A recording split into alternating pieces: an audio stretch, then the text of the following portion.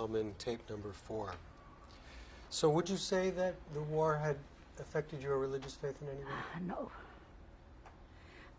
I don't think so. I wasn't really much more religious before.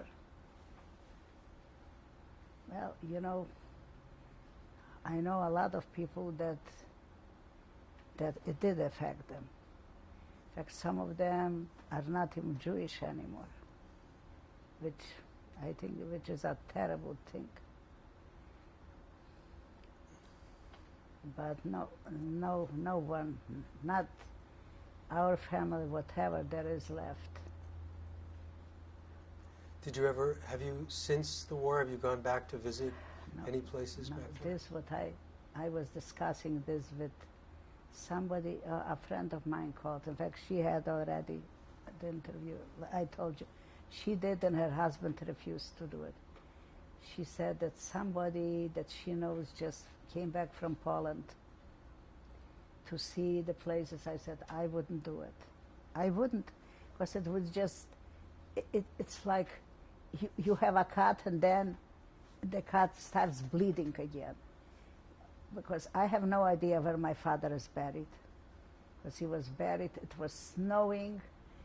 I remember it was February, of course, snowing a lot at that time. But it was especially very long winter. April was still snowing. And my sister, I really wouldn't find. So what would I go, what would I want to see there? I don't think so I would. I wouldn't spend a penny on it. I'd rather go to Israel again. That's it. I went to Australia. I had a beautiful experience. There are so many Jewish people living in Melbourne. I have a friend, just like a sister. In fact, she promised me next year she's coming. She was here already 3 times. I was there once. Are there any experiences that you had that we haven't touched on that you wanted to make sure you talked about? Well, except for one, and that was on Kojagura. I think I told you about it. You said we'll talk about it next time.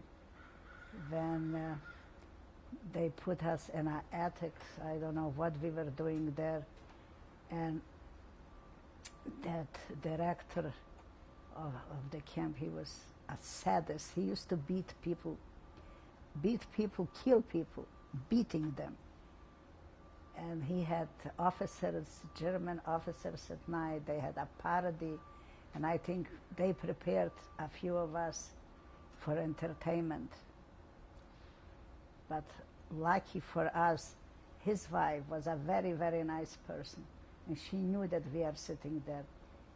She invited a few her friends, Polish girls from the village, and they forgot about us. We had really, because of her, that we survived, or else I don't know what they would have done with us. One was only 16 years old. I was the oldest. I was 18 or 19 at that time. And we spent a whole day and a whole night. We had food with us. They gave us food right away. And my father was running around and telling me, don't worry, don't worry, don't worry. I'm praying to God. Suddenly he became a very pious Jew, and he never was. But in that respect, I think I was always his pet. I was his favorite child. You know, parent really doesn't have favorite. I don't think so. You have 3 or you have 4. We were 3 of us. But he had a special sentiment. And I loved my father like anything in this world, much more than my mother. I told him, my mother knew it. When you were in Kojagura, did you suffer abuse much from the people who ran the camp? No, I was telling you, I was lucky. Somehow I survived. I was lucky because one time I suffered because I was interfering. I came to work in the morning. I was her maid. I was doing things with her and for her, and he was beating her. He had how do you call, the policemen sometimes have a whip. He was whipping her. And the impulse, I couldn't take it. So I got between them. And of course I got it. And she was screaming, stay away, stay away, stay away, don't do it. So I got really, really a lot of, especially right here, he beat me up. But that was it. That was the only time. If I did not, I was out of his way. He used to come in. I pretended I don't even see him. And she suffered a lot. In fact, somebody told me at that time that she apparently she had a Jewish mother or a Jewish father. She was a very good-looking woman. Did other people in the camp suffer? Yeah, he beat one. He got mad at somebody and he killed him with a whip, beating him. My father was his favorite. He was lucky. He liked my father. Anything he had a problem, he used to call my father. So I guess maybe that's why we got that place where we lived separately from the camp. Do you have any closing message that you'd like to? Well, just closing messages for all of you that are working at it, and to Mr. Spielberg, that he's trying to keep something alive. Because even when we'll be dead, there will be, because there are still people that are saying it never happened. I encountered a few people that told me one was black and one, I don't know, one was Oriental. Oh, it never happened. And if it happened, didn't happen like that. I said, how do you know? You weren't there. So I think he's doing a great job, and it's amazing that, that some people really care to do it, because it is a job. It is a real, you have to be really determined to continue this. And I understand people that don't want to be in it. They just can't. She told me, after the interview, her name is Eva, and she's my friend for a long, long time. They're very Orthodox. So our pets don't really, we can't associate that much, because, she can come times that I would like her to come. She said that after the interview, she was sick for a few days. The impact, the memories and everything. She said, so not everybody can go through with it. It's like, everything, it comes back to you. You have, she said she had a few nightmares afterwards. But I'm glad I did it. My kids are very happy that I decided to do it. Thank you. Thank you very much. I really appreciate it.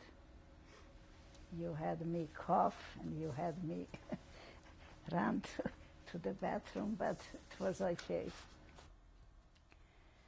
Well, I'm really not sure. I know it was done in Canada, where they both lived at that time. Approximately what year? But here, God, he must have been here, 16? She was probably 50, 55. So about what year would this be taken? God, how would I know? Early 50s, something? Yeah, it must have been early 50s. Now, and this is your mother on the left? My mother and my brother. And tell me their names again? Sonia and Saul. Sonia, my mother, and Saul, my brother. Tell me their full names. Sonia Silbershine and Saul Silbershine. Well, he is silver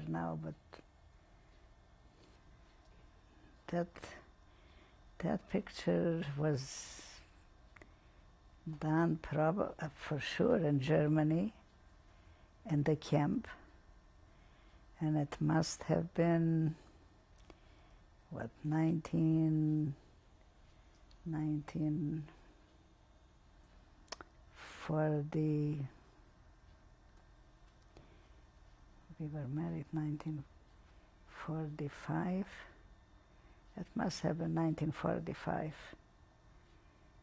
My brother Saul Silbershine was probably,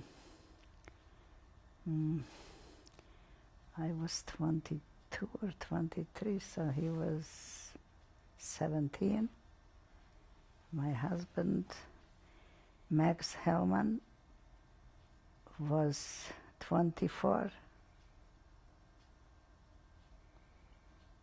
So that's your brother to the left? Yeah, and Saul? my husband is That's to the right.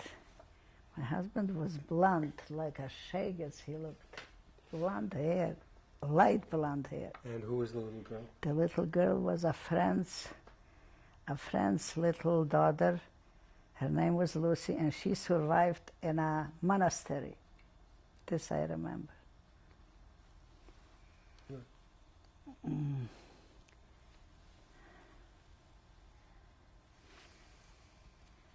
Well, that's my husband, Max Hellman, and that's myself, Fannie Hellman, and that is little Blanche Hellman, and that was done in the park in East Los Angeles, I think Hollenberg Park.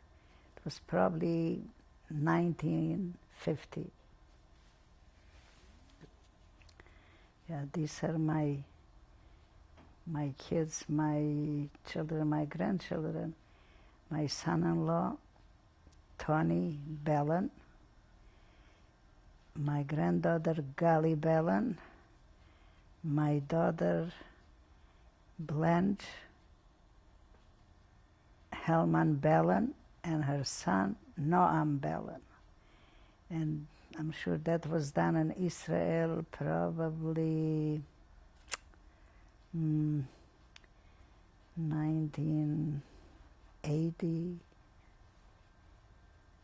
just about. This is my son, Irving